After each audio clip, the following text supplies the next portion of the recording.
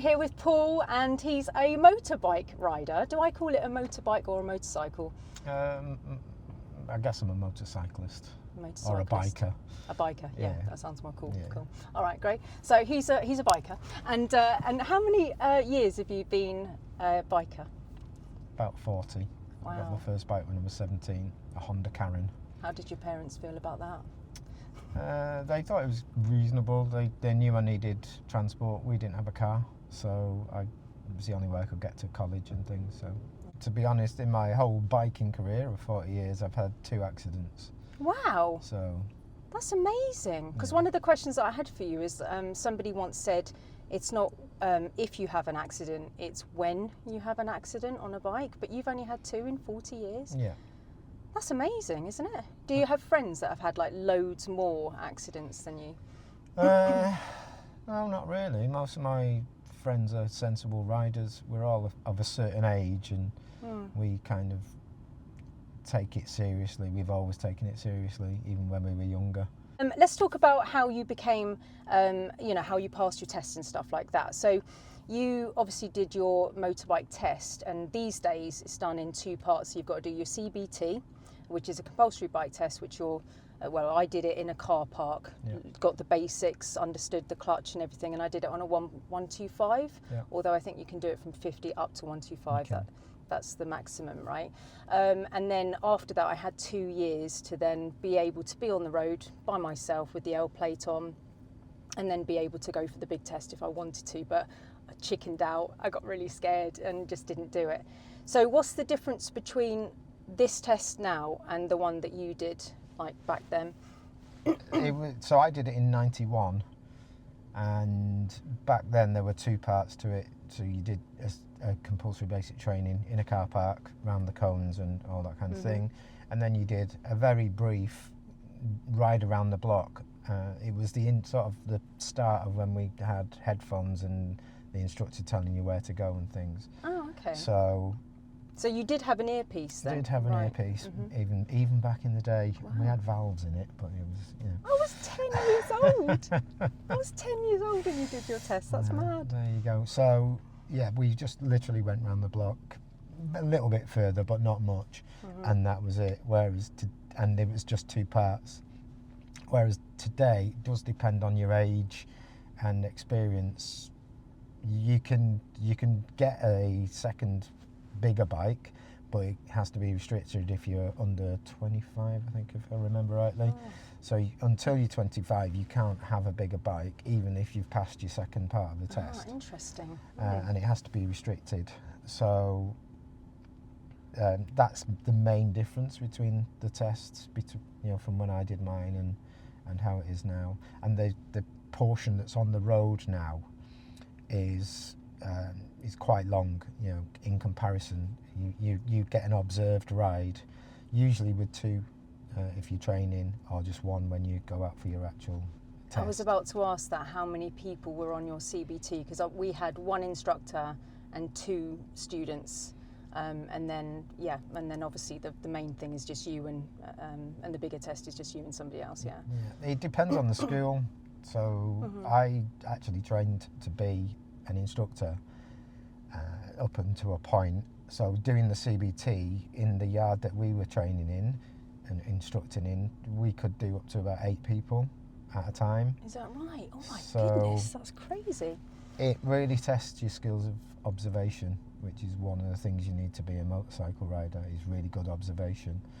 So when you're trying to look at 8 people do their stops and do their indications and their manoeuvres on the bike, it really does test your knowledge of what they're trying to do, and also your skills of observation. So that was interesting. But then when you go on the road, it's normally 2 riders and an instructor, and the instructor will be telling you where to go on the headset, and they have to keep an eye on 2 bikes. Some may go quite a way in front, and some might be a little bit more timid. So it's actually quite tricky to be an instructor on the motorcycle, because you've got no physical contact with the people. Yeah.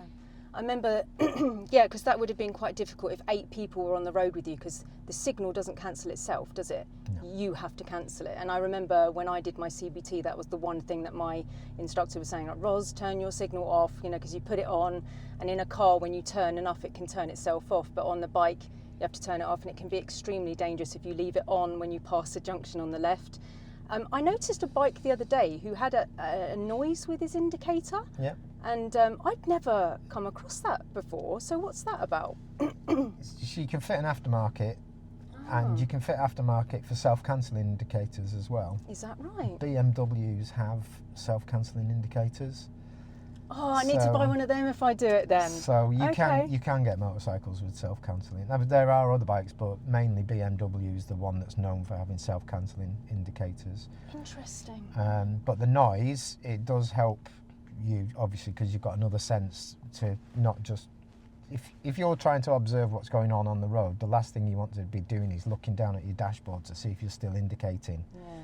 So it's actually handy to have the noise, but you can just fit a buzzer to the indicator, and it will make that beeping noise, and just remind you to turn it off. But one of the things when you're training to be an instructor is you just remind the people that are doing the course, indicators, indicators, indicators, Yes. indicators. As soon as they come off a junction, you just remind people to do their indication, turn it off. Because it can be dangerous. Because if you're just coming up to another piece of road and there's another left turn, and you're indicating to go left and you go straight on, then it's quite obviously people can pull out in front of you. Absolutely. Like, one of the things that was in my ear all the time, Ros, turn your signal off, turn your signal off. But the other thing as well, I've already told the people on my channel, but when I did my CBT, I had glasses at the time, but I've had eye laser surgery now. So my instructor told me to have my visor slightly open, because otherwise everything gets steamed up. And it was all well and good when I was going around the sort of 30s and everything, but then when I went on the 60, I started to go faster, and then the air went up the visor and then started dragging my head back like this, which obviously really made me quite scared. And then I took my hand off the accelerator to close it, which made me go slower. And then when I realised how slow I was going, I accelerated, and I was not in control, which made me fail my first CBT. Oh dear. Yeah, and that's quite embarrassing, because the CBT I think is quite easy, isn't it? But no, I mean you've come from never been on a bike before potentially to being on a motorbike. It's not easy. Oh, thank you. Yeah. No. Don't let anybody tell you that it's easy. And you can do a CBT on an automatic as well, or even an electric automatic now. Yes. So you can do it with the clutch, which makes it more difficult, or you can do it with an automatic, but you've still got to be in control.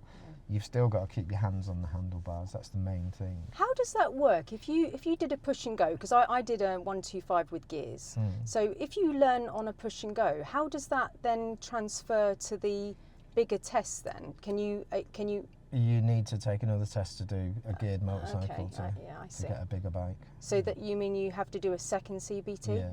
Okay, interesting.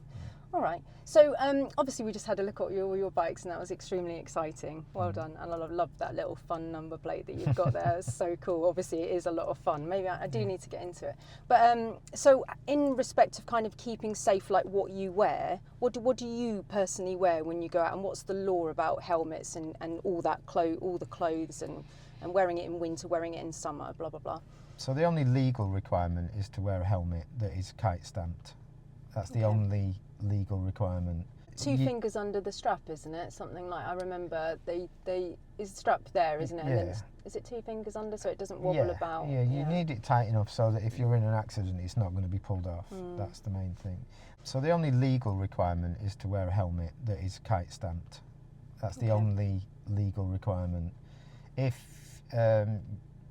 you're a Sikh, however, you don't have to wear a helmet because you've already got your turban, your religious headgear, so you don't need to wear a helmet. But that's the only exception to the rule. Otherwise, you have to wear a helmet. You shouldn't really wear a helmet that's more than a couple of years old. They've all got a shelf life. Also, you don't really know how long a helmet's been on the shelf, and they deteriorate through just being out in the open and being in the sun. So always make sure you buy a helmet from a shop. Don't buy a second-hand helmet. because you don't know whether it's been dropped. If you drop your helmet, buy a new helmet, because it's the only way to make sure it's safe. You don't know if there's a micro crack in it or something, and if there is and you go down, it'll only take a small impact to shatter that. So that's fascinating, because you've just brought back a memory. When I was doing my CBT, they said exactly what you're saying. They showed us a helmet which was old, and please correct me if I'm wrong, because I really don't know much about it, but they showed us, is it polystyrene or what, something's polystyrene, yeah. So the polystyrene had come completely away from the plastic, and basically he was saying this is extremely dangerous. Like if you bought this would be no protection at all, because it's the polystyrene's not kind of like all round. So that's fascinating. Thanks for bringing that up. So what was the other thing that you just said as well? Because that oh yeah, so it just reminded me about every meter that you travel, you can lose a millimeter of skin every meter that you go forward. Yeah, exactly. So you can go down to the bone, can't you? Like within 7 meters if you don't wear gloves. Is it a legal requirement for gloves as well? No. Just the helmet. Just the helmet, yeah. So I mean, ultimately, there's a saying: wear for the slide, not for the ride. Oh wow. So if you go down, the more you've got on, the more protection you're wearing, the better. I mean, you see quite a lot of people riding around in jeans because they think it's safe, but the jeans will disintegrate within seconds. And they go in your skin. I've seen that. Yeah. They go in, they embed in your skin. Yeah. So gross. I personally wear a nylon jacket, which is good in summer and winter. It's got an inner jacket and it's got full body armour. So I've got a chest plate, a back plate, arms, shoulders, everything. So if I go down, I know I'm okay. I wear nylon trousers, which have got hip pads, knee pads, and Kevlar reinforced. So if it's particularly hot, I do have a pair of Kevlar reinforced jeans with knee pads and hip pads. Because one of my accidents, I went down on my hip and I didn't have reinforcement at the hip. I had Kevlar pants on, which were great. You know, they didn't disintegrate and didn't go down to the skin or anything, but I banged my hip on the way down. So I immediately went out and bought some trousers with hip protection. It doesn't restrict you. A lot of people think it restricts you, think it's too warm, but there are, there's under arm zips and all sorts of things on the jackets and even the trousers. You've got full mobility at the back of your legs because it's not usually Kevlar and things at the back, because you don't go down on the back of your leg. And do you have to replace it once you've had an accident, like a seatbelt? Like if you've had a really horrible accident, do you have to replace that kind of clothing? You don't have to, but if you look at it and you see that it's got some wear from where you went down, you would automatically go out and buy some new clothing. Yeah, okay. If you've just had a small spill and it's not gone through and it's not worn anything, then you're probably okay. Yeah, okay. And do you have protective clothing? Like, do you, I see that you've got a high vis here. If I'm going out on one of my 2 strokes, I would always try and wear... Let's have a look at this. Wow, okay. I bet you that's heavy. Full set of leathers with a huge spider on the back. Oh, flippin' heck! Where did he go? He's gone, don't you worry. So if you're on a race type bike or even just doing anything, but you can see I've not used that for a while. Spiders have, but yeah, so that's the safest generally, but it's also the heaviest and it holds the most weight. What's it like wearing this in the summertime? It's actually not too bad because it does have holes, but you better take this in case there's a spider. It's not as comfortable as wearing nylon clothing or the new kind of clothing that people wear. So that's generally what I would wear if I was going out for a blast on a Sunday. And do you wear like a fluorescent colour, because I noticed the one that you showed us earlier, it was like a darker colour. Do you try and wear is it got like patches of I don't know, reflection in it, or do you wear a yellow one, or do you have a special helmet which is colourful, or? So my helmet has got reflectors on it, so I wear that. My jacket has got reflectors on it, but I also wear a bib. So I wear a high-vis bib. Great. So you can wear reflective ones, or you can just wear a work-type bib. They're usually big enough just to go over, so I just wear one of those. Also, if I'm riding and I've got a backpack on, I've got a cover for the backpack which is fluorescent and has lights in it as well. Oh, you're so sensible. I'm glad that you were doing this interview. That's brilliant. So, and obviously the speed limits are just the same as the car, isn't it? Like exactly the same. Because Exactly. I noticed that you've got a car as well. So I take it you only drive your bike at certain times of year then, because you've got a car as well. Is that right? I personally, yeah. I mean, I've done the whole commuting in the winter and the snow and ice and everything else when I had to. I used to live in Norfolk, and it was the perfect place to ride a motorcycle. You know, even through the winter, the roads were empty. Beautiful. And it was okay, but it was still dangerous when you hit a patch of ice. Yeah, I was going to talk about that. So these days I choose not to get so. Although I've got much better gear now, and you know I'm fully waterproof when I go out on the bike.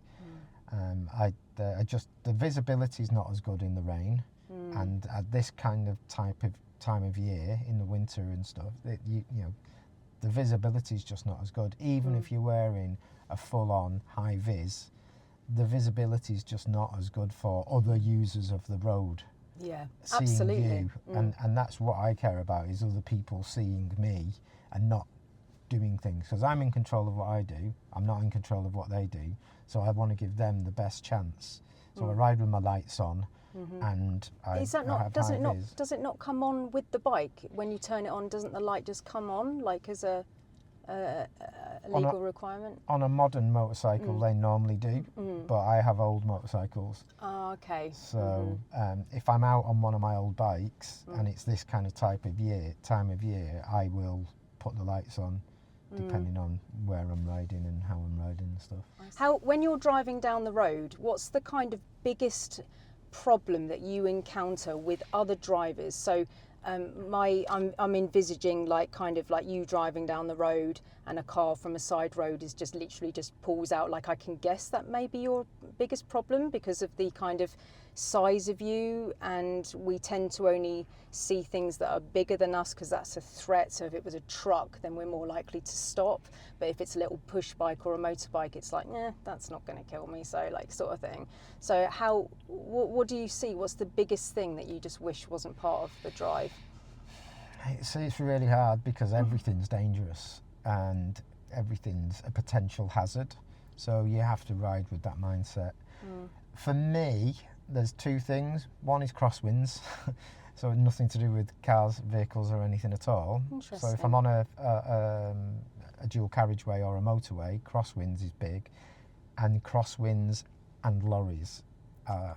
Because when you pass it, it blows you. Yeah. Right, Yeah. interesting. So, and obviously you don't know whether they can see you in their mirrors because you're so small and you're going so fast generally. You know, if you're at the limit, if you're doing 70 miles an hour on the motorway and you've just pulled out from behind the lorry, their chances of seeing you, even if you've got high vis on, you know, the chances, if he's doing an 8-second look or a 6-second look or whatever he's doing, by that time you could be up by his front wheel quite easily, just like you can in a car, but there's a third less space for him to see. Yeah. So that's the most dangerous situation for me.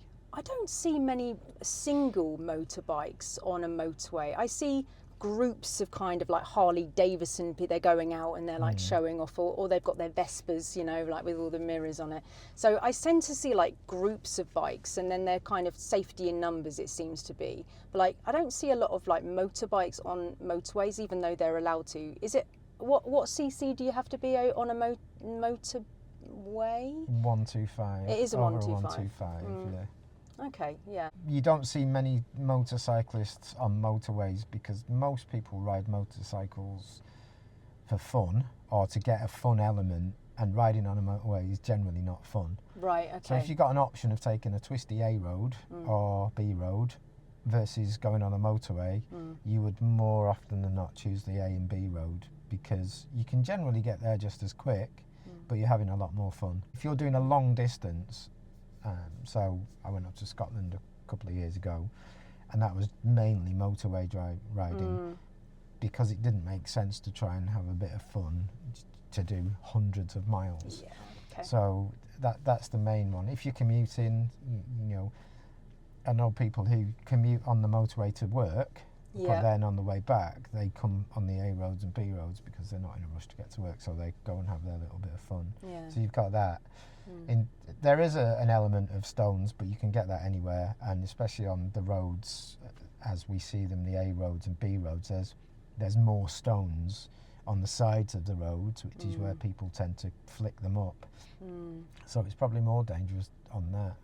Okay. And then with the windscreen wipers, you can actually get windscreen wipers. Oh my gosh, I'm learning so much. This is Yeah, great. Okay. It's a bit mad, but That's hilarious. you can get them. But Can you get eyelashes as well?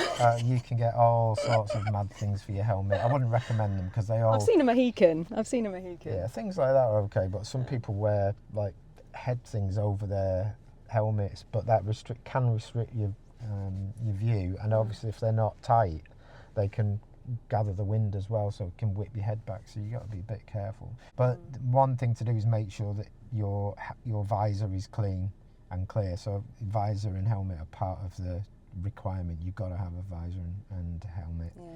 And keeping that scratch free and clean is paramount because it's your vision.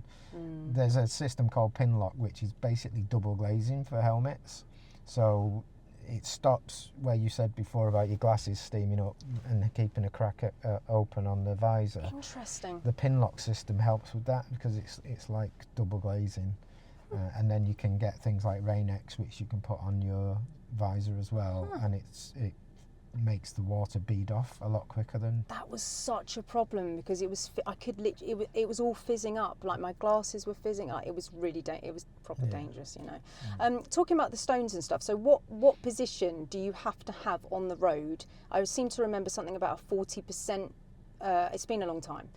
So what position do you have to take up and why when you're driving about, and do people do it?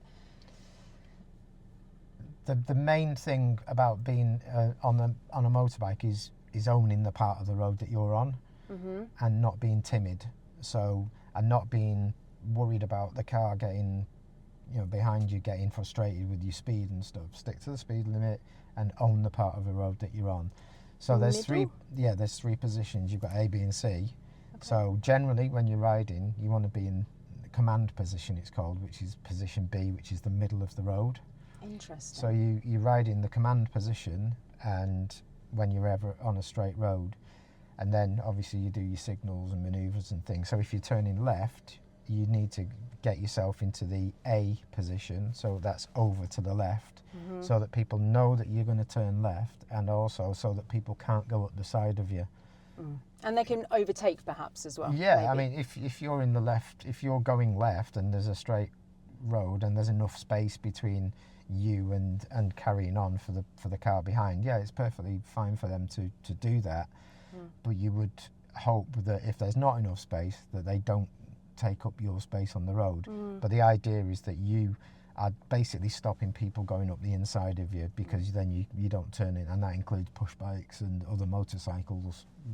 And same for turning right. You get yourself into the C position, the right hand turn. Oh, it's fascinating. So that everybody knows where you're going, and you're owning that part of the road, and again, nobody can like cut in and cut you off. That's fascinating. Okay, thank you for that. I didn't know that. So what about, I've seen a bike or multiple bikes go through the middle of traffic jams. So motorways and just like dual carriageways, and they've gone through the middle. And I actually saw this guy who had like a really big bike where he had to hold the handles up here, wherever that is.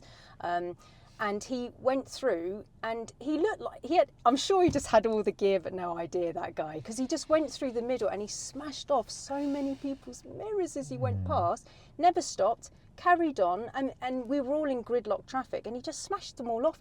And I was like, with my students going, I can't believe that we've just seen that. Like, I mean, these days, there may have been somebody with a camera to catch him doing it, but this was a long time ago. And I thought, is it actually allowed? Are you taught to weave in between? Are you allowed to do that? And are you trying to get to the front of the queue to be seen at traffic lights in the cycle box? Is that what people are trying to do on their moped? You're smiling, so such good questions. So lane filtering and basically getting through the traffic, yes, you're allowed to do it if it's safe for you and for the other people. You should definitely not be causing damage to other people's vehicles, you know, no matter how much of a rush you're in or want to get to the front of a queue. But you are allowed to filter and you are allowed to lane split. Sorry, lane split, what do you mean? So if you're on a motorway and there's, well, I wouldn't recommend it on a motorway unless it's standing traffic, but you can go in between the lanes to because you're basically trying to get the best progress on the bike. Right. It is frowned upon, but it's not technically illegal. Frowned upon by who? Car drivers or motorbikes or car drivers and the police. So okay, it is but not illegal. But not illegal. No, you can do it as long as it's safe. So if you're in a line of stationary traffic, it's okay to filter and it's okay to sort of do that lane split into. Ideally, you wouldn't do it whilst you're riding, you know, whilst the traffic is moving, unless it's moving extremely slowly. The doors could open though, because you know how people get out and go, oh, where's the hazard, what's going on? So they could open the door and just literally knock you off. Yeah. That is petrifying. Absolutely. So that's why you have to be observant at all times. But so you can do that. Generally, you're not recommended to cross the white line and obviously follow the highway code. And if it's a solid white line, you definitely don't cross it and things like that. But even if you're in stationary traffic and you pull out to go around that traffic, you sometimes can be taken aside and had a word with if you're spotted by the police, which is fair enough because they're just trying to keep people safe. Yeah.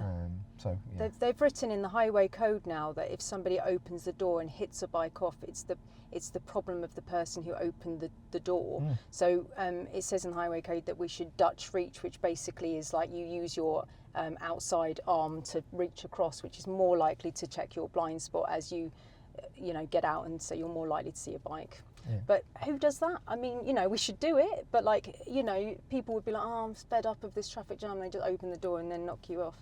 So with you were telling me earlier that you've got like partially or fully electric bikes. Is it safer, do you think, because of the noise of a petrol or diesel bike? Because you're like, this is me, I'm coming, and it's less likely that people would open the door. Do they make a different noise? Electric bikes don't really make a noise. There's a bit of a hum, but don't really make a noise. There is again another biker saying that loud exhaust save lives. Yeah. Whether that's true or not, I don't particularly know. Okay. But it makes sense if you can be heard. People can see you. They hear the noise and they go, and they look in the mirrors and go, oh, he's a biker. So I guess in that sense it makes sense. But there are laws. You're only allowed so many decibels. So within the law, it makes sense. That's fascinating. I think if I had a bike, I think I'd have a really noisy one and pink one. No, I'm joking. I wouldn't. Eyelashes and pink. Each to their own. No, I wouldn't. I'd be way more classy than that. Okay. Would you recommend biking if somebody young came to you and said, I'm going to be a biker? Like, what's your advice to those people? What's your advice to me? Having fun but being safe, ultimately, it's everybody's choice. If they want to do it, it's entirely up to them. All you can do is make them aware of the dangers, and then for me, it's getting training. That's the main thing. So I've done a number of courses to make sure. So I've done a police course. I've done the training to be an instructor course. I've done motorcycle handling courses. Oh wow! Okay. So the more things you can do like that to become aware of how the bike works, how you integrate with the bike, things to be aware of, the better. In particular, the Safe Rider course from the police was really good. Wow. Because they cleared up some myths and they gave some really good on-road advice, and they tell you from the position of riding as a police motorcyclist. I love that so much. So I would always advise any rider to do that kind of thing if they can afford it. Ultimately, it's about your own safety, and ultimately it's about watching what's going on. It's observing at wearing the right gear, making sure your motorcycle's in good condition, checking it regularly, and making sure it's MOT'd and all that good stuff.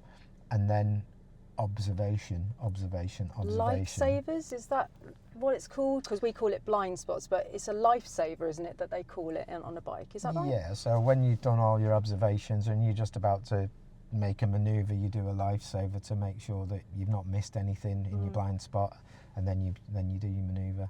I wish cyclists would do that more, because they don't do the lifesavers, do they? Cyclists are basically motorcyclists without an engine. They should do everything to keep themselves safe. They don't even wear a helmet, do they? Yeah, it's really scary. Yeah, and again, especially with these new electric bikes, which are, you know, quite quick. They're actually electric motorcycles, really, some of them. So. I don't like them personally, because they're just so fast, and they haven't got a helmet on, and you see these delivery people going around and they're just crazy. With your safety of bike that you were just saying, obviously, of course, MOT it, look after it, service it, blah, blah, blah. So is there the lowest millimetre of tread you can have is 1 mil for a bike, I think, is that right? Does that change with the size of bike? I assume not. It's just because of I just wondered whether there was any difference if you're buying a huge bike to like a little one. I knew about the 1 millimetre, but okay. Yeah, same. Interesting, because that would be very dangerous, wouldn't it? Thank you so much. I really appreciate. It was so nice to talk to you. You really knew like your stuff then, and you've helped me answer some questions and show the answers to the people online, which I thank you so much. Is there anything that you think that I've missed out, or do you think I should have spoken about something that is important for today's video? For car drivers, I would just say, but in particular, so there's the legal requirements now for the cyclists, where you've got to be 1.5 meters away from them and things like that. That's a good point. So certainly for a motorcyclist, it's the same sort of feeling as if you're on a bike, on a push bike. You're as vulnerable, even though you've got more protective gear on and you've got a bit more power. You know, especially if you're a young rider and you're on a moped, you know, a 50cc moped that's got a maximum speed of 30 miles an hour. If you've got a large car, whether it be a 4x4 or a van or anything else, even a regular car, if they come too close or they come right behind you and then pull out really late, it's quite scary.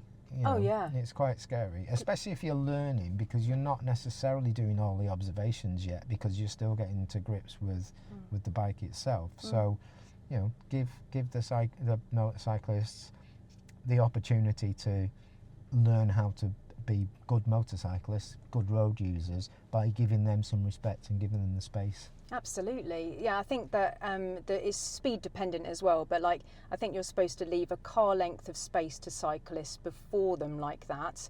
When you go alongside them in slower speed limits, it needs to be 1.5 to stay alive, 1.5 meters. And then if you're going faster, then it should like up to 60 or 70, like 2 meters of space adding. Like you really want to leave a nice bubble of space around the bike because of crosswinds, like you said earlier, or potholes. Oh my goodness, potholes. How do you deal with that? Because me and a student were talking about that the other day. She was in the pouring rain on her bike, and she couldn't see anything, and she had to go and have a shower because she was so cold.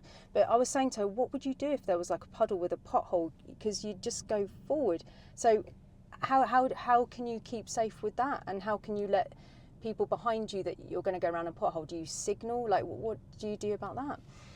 This is again where it comes back to the kinds of courses that you go on and practice. You practice anything if you want to be good at it. So you can go to a car park and practice manoeuvres, even though you've passed your test. You can go to a car park and practice manoeuvres, just to make sure that you know what to do in these kinds of situations. So one of the courses that I went on was how to deal with things in the road, objects in the road. You're so impressive. So love it. You can be like him. He's so good. I love it. Yeah. Sorry, I'm always really impressed when people take things seriously. I love it. I'm just really impressed. So you did a course about that. Sorry. It's your life ultimately. If you value your life, put some time into it and make yourself safe and make other people safe by being safe. So everyone's got a responsibility. Then the pothole thing is particularly bad, especially if there is water on the road, because you don't know what's under the water. I call them badland puddles. Yeah. From Roger Hargreaves. Just straight down Yeah. it. I think I might have been there when I was in Bulgaria once. But again, that's why we come back to the command position. So most potholes are at the side of the road. Yeah. They're not in the middle of the road. Mm-hmm. So if you're in command position and you're riding at the speed, and if it's wet and low visibility, slow down. Ride to the road. Make sure you're in control at all times. Make sure you can stop within stopping distance. And make sure you're in the middle of the road, because you're less likely to hit the things that are at the side of the road, whether it be stones, whether it be glass, whether it be potholes. Nails. And all that kind of thing, until you have to turn, and then you're generally okay. And if you're manoeuvring to turn, you're obviously going at a slower speed, so if you do hit a pothole or something at the side of the road, you've got more chance to be able to stop, or if you do have a tumble, it's going to be a low speed tumble rather than a higher speed tumble. And again, just make yourself visible, make yourself in that command position, so that you're giving yourself the best chance. God, that's fascinating. I could talk to you all day. I've noticed it's 37 minutes, so I'm probably going to call it a night. But I could literally go on and on and on. But I'm fascinated. But I don't want to go on too much. Thank you. And there's all those bikers out there saying he knows nothing. Honestly, that was fantastic. That was absolutely what I wanted. Thank you. I really appreciate your time. Yeah, no problem. You. Great. Take care. Talking to you. Cheers. Bye.